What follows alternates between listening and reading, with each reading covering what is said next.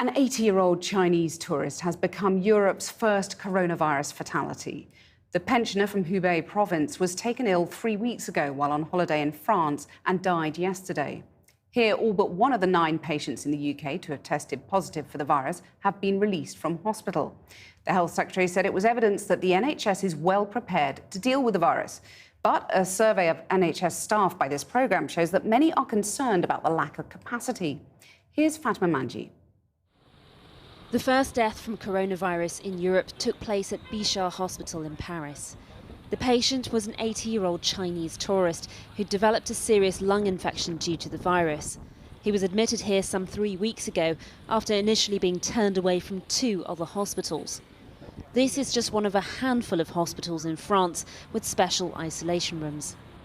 In China, the World Health Organization has begun an investigation into how the virus is spreading, with a warning that it's impossible to predict which direction the epidemic will take. For too long, the world has operated on a cycle of panic and neglect. We throw money at an outbreak, and when it's over, we forget about it and do nothing to prevent the next one. So how will Britain's health system manage? 8 out of 9 people being treated for the virus have now been discharged. The Health Secretary says it's evidence of the NHS being well prepared. But this programme has heard from healthcare workers who are worried. I think that the NHS is ready for coronavirus. My concerns lie more with the fact that the NHS is already at a tipping point. We know that this illness can be very mild and may not require intensive care facilities, but acute respiratory symptoms might do, and we are familiar with the fact that our ITU departments, our children's ITU departments, are very full indeed, and that is a worry if this were to become a widespread disease in the UK.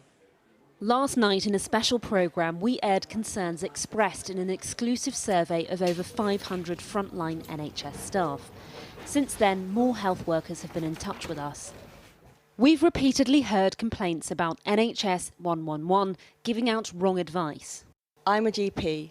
Lots of reports of 111 triaging calls inappropriately and sending suspected cases to A&E and GPs. Nightmare situation. And GPs not being prepared or having the right equipment. We can't get hold of any personal protective equipment gear. It's out of stock everywhere. While staff in hospitals are telling us they're worried they won't cope.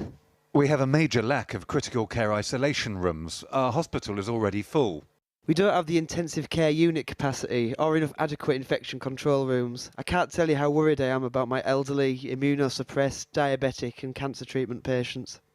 Public Health England says advice and updates on coronavirus are being sent to hospitals across the country, and that there are extensive plans across the NHS for dealing with the reasonable worst-case scenario.